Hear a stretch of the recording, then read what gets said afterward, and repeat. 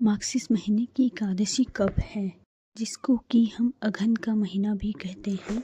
और हमें उत्पन्ना एकादशी का व्रत कब करना है। हम उत्पन्ना एकादशी के नियमों के बारे में जानेंगे, कब से तिथि प्रारंभ हो रही है और बाल कब धोएं, क्या खाएं व्रत के दिन, और जो व्रत लेते हैं वो क्या खाएं और जो व्रत नहीं लेते हैं वो क्या खाएं। इस वीडियो में सारी जानकारी अभी आपको मिल जाएगी। आप वीडियो को पूरा देखते रहें। इससे पहले मेरे चैनल शिव शक्ति का साथ मिल गया, पर अगर आप पहली बार आए हैं तो चैनल को लाइक करें, कमेंट करें, सब्सक्राइब करें अगर आपको वीडियो अच्छी लगती है तो। उसी दिन उत्पन्ना माता की उत्पत्ति हुई थी। इस दिन से बहुत सारे लोग एकादशी का व्रत भी उठाते हैं और कुछ लोग पहले भी उठाते हैं। अगर आप भी एकादशी का व्रत उठाना चाहते हैं तो आप उठा सकते हैं इस बार से। तो चलिए दोस्तों, हम जान लेते हैं कि हमें उत्पन्ना एकादशी का व्रत कब रखना है। आपको उत्पन्ना एकादशी का व्रत 15 नवंबर दिन शनिवार को 2025 को रखना है। और इससे पहले हम 14 तारीख को, जिस दिन शुक्रवार का दिन होगा, उस दिन हम व्रत के नियमों का पालन करेंगे। बाल वगैरह उस दिन धोएंगे। और व्रत के दिन आप उत्पन्ना एकादशी के व्रत के दिन अगर जो व्रत लेते हैं वो तो फलाहार करके व्रत लेंगे।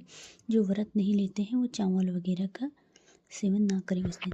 और हमें 10वीं के दिन शुद्ध सात्विक भोजन खाना होता है। प्याज लहसुन का सेवन नहीं करना होता है।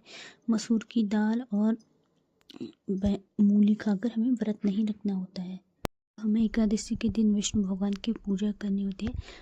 और एकादशी के दिन तुलसी माता में जल नहीं देते हैं तो आप अगले दिन जल दे दीजिएगा तुलसी माता में, ताकि तुलसी माता मुरझाए ना। और एकादशी के दिन आपको पाप भी ना लगे तो आप जल अगले दिन दे लीजिएगा तुलसी को।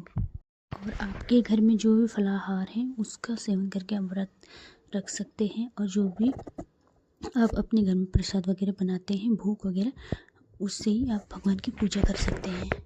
और इस दिन आपको सोना नहीं होता है, व्रत में सोना नहीं होता है। अगर आपको नींद आती है, मगर मतलब आप सुबह जल्दी उठ जाते हो 4-5 बजे, अगर आपको दिन में नींद आती है तो आपको पहले ही दिन 10वीं के दिन ही, शुक्रवार के दिन, आपको तुलसी पत्ते तोड़ लेने हैं और उसको अपने पल्लू में रख लेना है, तो आप सो सकते हैं दिन में व्रत के दिन। उस दिन किन बातों का ध्यान रखना ज़रूरी है कि हमें इस दिन अनाज का दान नहीं करना होता है। और अनाज का भोग भी देवी देवता को नहीं लगाया जाता है इस दिन। कई लोग होते हैं कि दान वगैरह करते हैं, बट अनाज का हमें दान भी नहीं करना है, भोग भी नहीं लगाना है इस दिन। आप पैसे का, फल का, वस्त्र का भोग लगा सकते हैं। और अगर पैसे, वस्त्र, ये वगैरह इस चीज़ों को आप दान भी कर सकते हैं, बट अनाज का नहीं करना है। और ये हो गए भोग वगैरह। तो आप शाम को भी विष्णु भगवान की आरती कर लीजिएगा। ओम नमो भगवते वासुदेवाय मंत्र का जाप कर लीजिएगा। और जो भी विष्णु भगवान के आपको श्लोक आते हैं वो सुन लीजिएगा, या आपके पास बुक है तो उसको पढ़ लीजिएगा, आरती वगैरह कर लीजिएगा। और आपको इस व्रत के दिन चुगली वगैरह नहीं करनी चाहिए, किसी की निंदा नहीं करनी चाहिए। मतलब फ़ोन पे, जैसे फ़ोन पे या किसी से हम बात कर लेते हैं, कभी किसी की निंदा हो जाती है, तो ये इस चीज़ से बचना है हमको आज के दिन।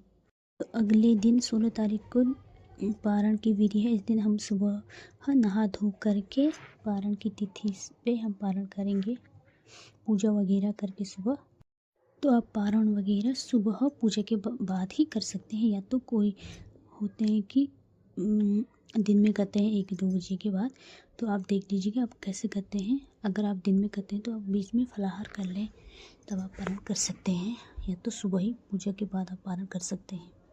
तो आप सबसे पहले सुबह पूजा के बाद तुलसी पत्ता और थोड़ी सी गंगा जल मुँह में डाल लीजिएगा, मतलब खा लीजिएगा। उसके बाद आप खाना वगैरह खा लीजिएगा।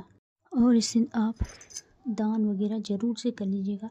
पैसे का कर सकते हैं, चावल, आटा, किसी भी चीज़ का आप कर सकते हैं।